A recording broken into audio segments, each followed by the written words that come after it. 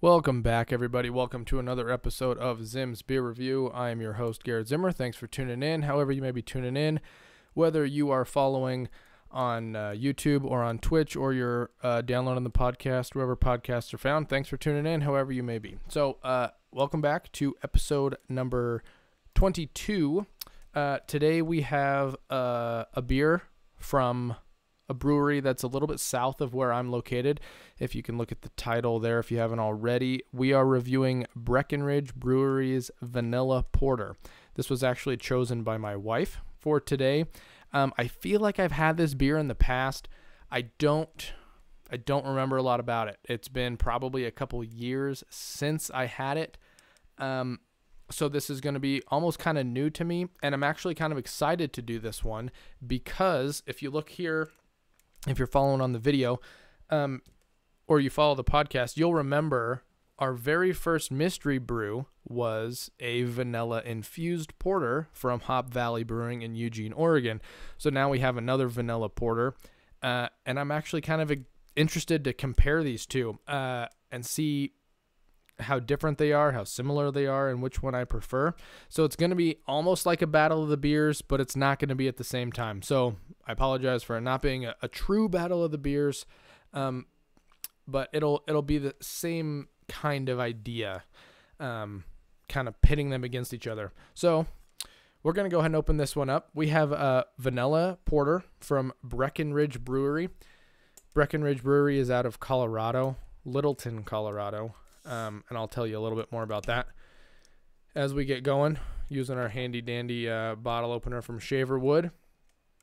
If you're interested in buying this or one like this, not mine, you can't have mine, or else I could never open beers. No, if you're interested in getting one of these, check his website out. I'm gonna put his Instagram link in the description of this podcast and this video, and you'll be able to get a hold of him and buy one. I don't think they're very expensive. They're handmade, super awesome. So we're gonna go ahead and pour this in. We got our frosted mug here today. Well, it was frosted when I came in. So we're pouring this in.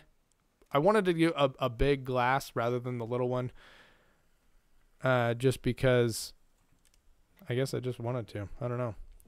So right off the bat, it's a porter. This is dark, super dark in color. No lights penetrating this. Really clear though, from what I can see, right around the edges of the glass. I'm getting a little bit of light to come through the center of it. It's black. This looks like coffee in the glass, but through the areas that I can see when I really hold it up to bright light, I actually can see a little bit of light through this. And it's clear. It is not a cloudy beer.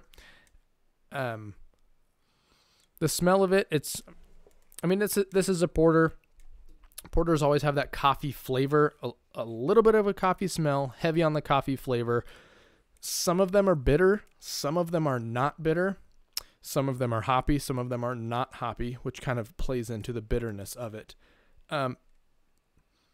This one smells a little bit. I'll say this one, if my memory is serving me correctly, this one almost smells more like vanilla than I remember the Hop Valley vanilla infused porter that we did a couple episodes back. I'm going to go ahead and give this a try to really start this comparison.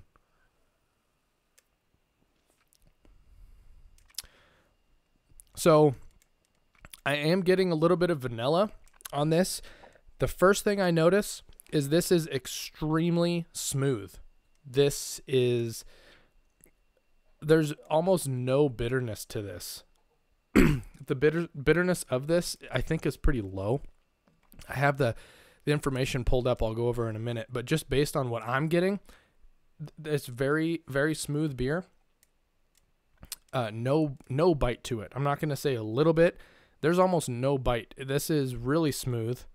I am getting a little bit of vanilla, but I'm smelling it more than I'm tasting it, which is almost a disappointment.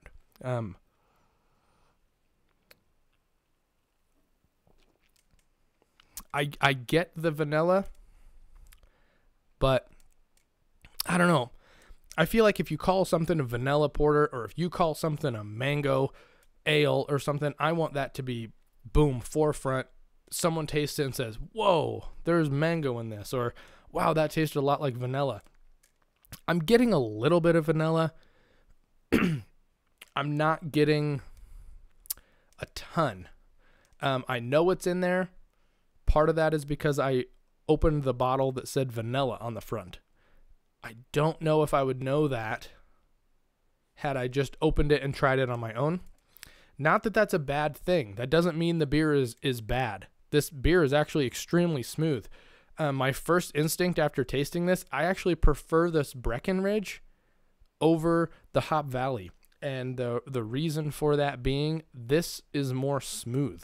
I like hoppy beers, and I like the bitterness of the hops in a beer that I drink, but I don't like it in a porter. When I'm going to have a porter, I'm expecting that smooth coffee, clean, not refreshing, but I want that, it has that heaviness to it, not that bite, not punch you in the throat with that bite. So this beer here is 5.4% alcohol. The vanilla infused porter from Hop Valley that we reviewed a couple episodes back is 5.9. Pretty similar, not a huge difference there. Here's where the difference comes in. The vanilla infused, or the vanilla porter from Breckenridge that we're reviewing today has 16 IBUs. That's the bitterness units. 16 is low. I mean, I've tried hot IPAs that will be in the 60s, 70s. I've had beers in the 80s, 90s. On the bitterness units, 16 is extremely low. If you see 16 bitterness units, you can almost guarantee it is not going to have a bite like that. So the Breckenridge is at 16 IBUs. The Hop Valley Vanilla Infused Porter is at 50. Those are not even close numbers, which is surprising to me, the difference between the bitterness units of these beers. You would expect that two beers so similarly colored, so similarly flavored, went down the same avenue of style. You would expect them to be much more similar in the bitterness units, because that is something that is like, that's one of the very first things you notice is you'll taste a beer and like, ooh, that's bitter. There's hoppy. This one's really smooth. That's one of the very first things you notice. So to have such a big discrepancy between the two beers that are otherwise similar kind of caught me off guard. Otherwise, I really enjoy this beer. Honestly, as I'm drinking it more, it's like that vanilla is building. It's leaving like a coating in my mouth almost. Not like oily, but I'm just getting the residual vanilla flavor. So maybe I spoke too soon when I said that I wanted a little bit more vanilla. This one's building as I'm drinking this more. It's actually a pretty nice balance. I think I spoke far too soon. Anyways, I'm going to let you know a little bit more about Breckenridge Brewery. So Breckenridge Brewery is based out of Littleton, Colorado, but they were not always in Littleton, Colorado. They started in 1990 in Breckenridge, Colorado. They actually moved pretty quickly after they opened in Breckenridge. They moved in 1992 to Denver just for production reasons. I read a little bit of a interesting bit of information. They moved their brewery into Denver right next door to Coors Field. And if you don't know what Coors Field is, if you're not a sports fan or from Denver, Coors Field is where the Colorado Rockies play baseball. So that's kind of cool. I've been to Rockies games before, and I just never knew. I never saw the brewery, or I saw it and I was too focused on the game or something, didn't even notice. But they moved to Denver in 1992, right next to Coors Field. They stayed in Denver for a long time. They were there from 1992 until 2015, where they moved to Littleton, Colorado, which is where they're at today. So they're based out of Littleton right now, but they kept the Breckenridge name because that's where they originated from in 1990. As of today, Breckenridge Brewery is Colorado's third largest craft brewery, which was kind of surprising. Being from Wyoming, we're not very far from Colorado. We have a ton of Colorado beers in our liquor stores, and maybe I just never noticed that they had so many Breckenridge beers in my liquor stores, or maybe they're actually not here as much as they are down there. But for what it's worth, they are Colorado's third largest craft brewery.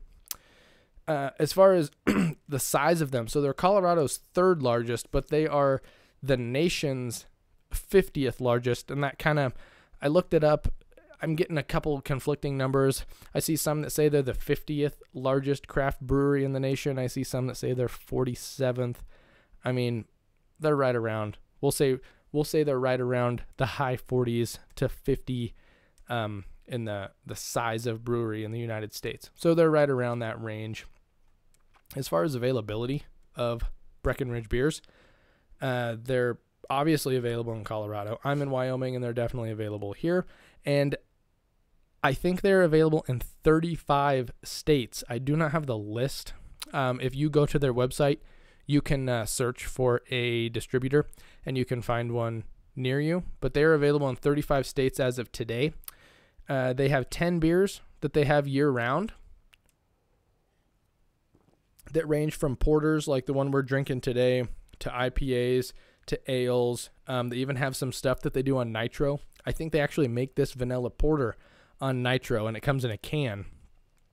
Maybe that would be that would have been a good battle of the beers too. I mean, we're kind of doing an off-the-wall battle of the beers between Breckenridge and Hop Valley, but I think a cool idea would be to do the vanilla porter from Breckenridge and the nitro vanilla porter from Breckenridge, and really showcase the two of them competing against each other. Maybe we'll do that in a couple months when I forget what this one tastes like or something. I don't want to do two of them back to back.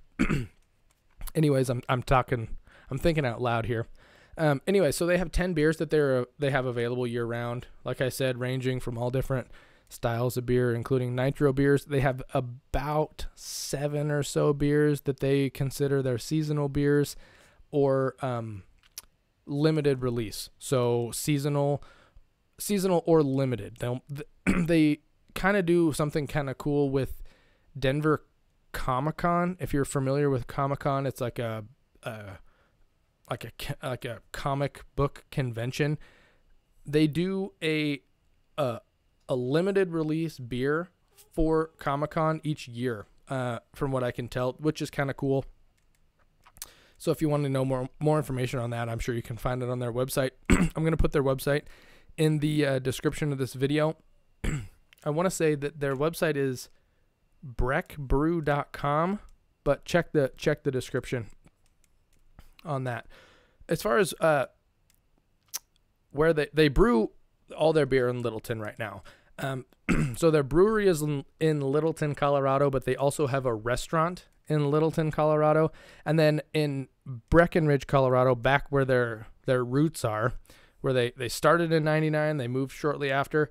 Well, back in Breckenridge, they have a pub and a restaurant there. So both of them are in Colorado. If you're in the area, if you live in Colorado, if you're passing through Colorado, I would recommend checking them out. They have it looks like a pretty cool place to go visit. I've seen some of their photos online. It looks like a pretty chill place. I would recommend to check out some of their other beers. I don't think I have had many Breckenridge beers.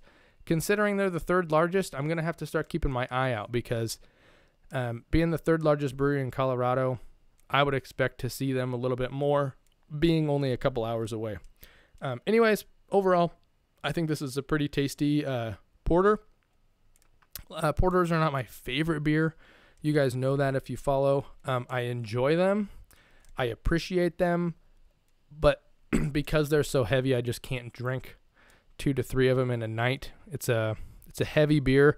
But as far as porters go, this one is actually on the smoother side. A lot less bitter, but it still keeps that heaviness. And surprisingly, the vanilla flavor has built throughout this review.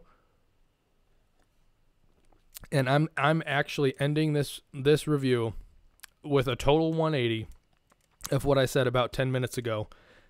This actually has a lot of vanilla flavor. it really built. It smelled of vanilla, but the first couple of drinks, it just wasn't there. I got a lot of that coffee, a lot of the deep flavors, and it really came out throughout this glass. Really solid beer. So anyways, thank you for following. If you want to know more, you can follow me on YouTube at Zim's Beer Review. You can follow me on Twitter or Instagram at Zim's Beer Review. I'm on Twitch as well. If you want to get a hold of me, send me an email at zimsbeerreview@gmail.com. And all the links to the interesting information will be in the description of this video and or podcast. So thank you, and until next time,